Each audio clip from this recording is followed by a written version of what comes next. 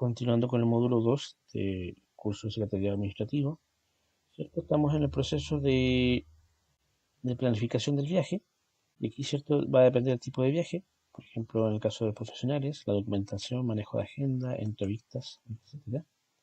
Los desplazamientos importantes, ¿cierto?, la reserva de los alojamientos, actividades sociales, salud, seguridad.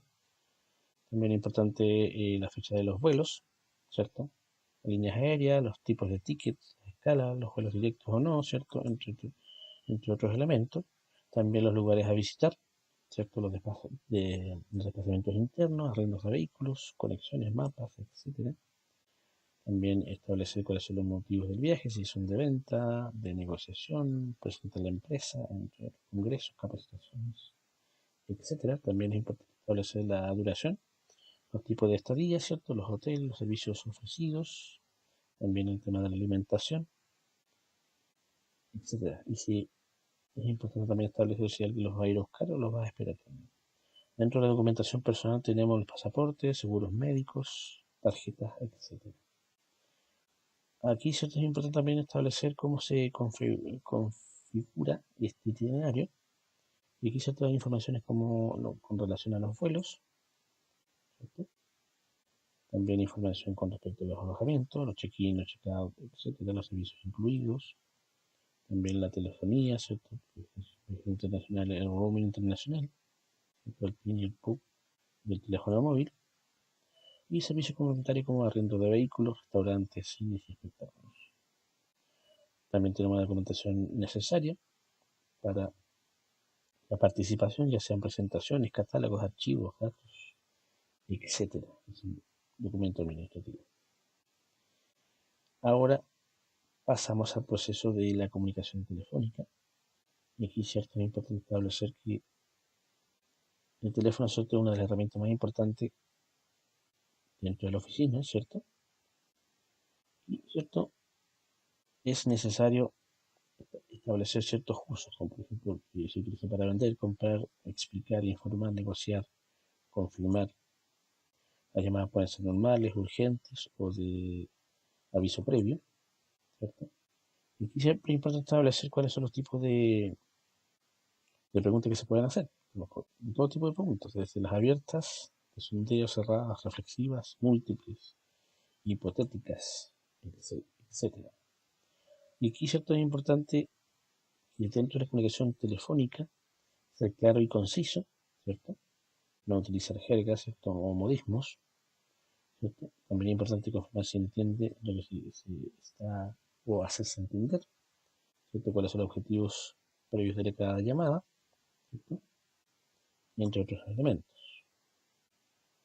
Ahora, también es importante mantener una base de datos actualizada de la empresa, ¿cierto?, o de las empresas, tienen relación con las empresas. Nombre, ¿cierto?, por orden alfabético, la dirección, teléfono, web. En caso de números personales o privados, ¿cierto?, el nombre de la persona, el cargo, la dirección, el teléfono o el mail. Eso es necesario a la hora de establecer este elemento. Ahora, ¿cuáles son las recomendaciones generales de las normas de uso de teléfono? ¿Cierto? Siempre mantenerse erguido para hablar, para no perder la voz, ¿cierto? Que la voz sea agradable, ¿cierto? Contestar rápidamente la llamada, mantener la cortesía siempre y llamar interculto por su nombre, entre otros elementos importantes. Ahora, cuando hablamos de la atención de las llamadas entrantes, ¿cierto?, al levantar el auricular, ¿cierto?, siempre saludar buenos días o buenas tardes según corresponda, o buenas noches, nombre de la empresa, el nombre de la persona que habla, el cargo y establecer qué se puede servir, ¿ya? También es importante identificar quién se llama, ¿cierto? También hay la comunicación para poder pasarla, entre otros temas, ¿cierto? Evitar frases como se lo paso enseguida o le paso al departamento. Utilizar un momento, por favor. Le pongo en comunicación con el señor tanto. Le pongo en contacto con el señor tanto. Responsable de, etc. Ahora, al realizar llamadas, ¿cierto? Siempre es importante anotar los puntos que se quieren tratar. Para eso es necesario tener un lápiz a la mano, un bloc de notas y otros elementos que sean necesarios para una correcta comunicación, ¿cierto? siempre identificarse con el nombre y el nombre de la empresa, el cargo, ¿cierto? Y establecer con quién se quiere contactar. También es importante a la hora de filtrar las llamadas, ¿cierto? Y establecer cuál es el objetivo de la comunicación, ¿cierto? Y para ver, ¿cierto?, si es posible o no filtrar la llamada. También es importante establecer un registro de llamadas, ¿cierto?, como el que aparece a continuación, tanto para llamadas entrantes como para las llamadas realizadas. Y también, ¿cierto?, algunos elementos como recordatorios de llamadas, cuando son llamadas importantes, ¿cierto?, para poder entregarla al destinatario. Ahora, si hablamos de organizar la correspondencia, siempre va a ser importante establecer qué tipo de documento es, si es interno o externo, ¿cierto? También poder clasificarlo según destinatario, nombre del departamento de oficina. También tenemos según el tipo de documento, que puede ser cartas comerciales, personales, revistas, diarios, folletos, etc. Y también es importante establecer la disposición de la correspondencia. Siempre va a ser importante, en el caso de la jefatura, ¿cierto?, entregar la correspondencia a primera hora de la mañana, por orden de importancia, desde lo más urgente a lo menos urgente. También es importante diferenciar, ¿cierto? Cuando se llama el proceso de ingreso y salida de correspondencia, tenemos que primero la recepción diferenciar el tipo de correspondencia y establecer cuál es el origen, o sea, clasificarla, tipo, origen, tipo de documento, materia, ¿cierto? Asignarle un código para poder archivarla, ¿cierto? O para poder distribuirla. Establecer, ¿cierto?, la gestión dentro de la empresa o fuera de ella, que en el fondo estamos hablando de hacer ciertos trámites.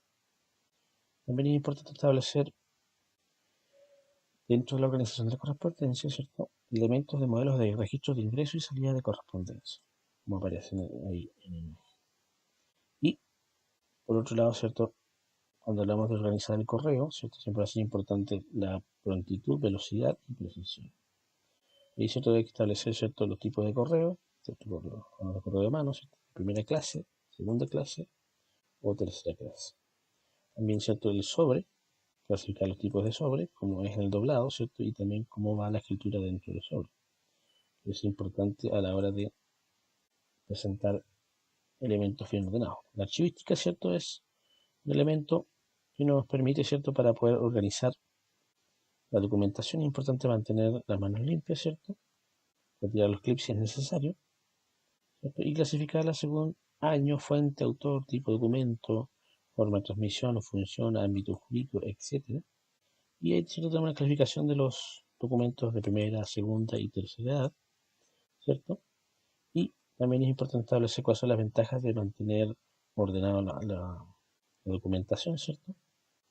No se vaya acumulando y mantener una organización, ¿cierto?, según el tipo de organización, que puede ser centralizado, descentralizado, etc.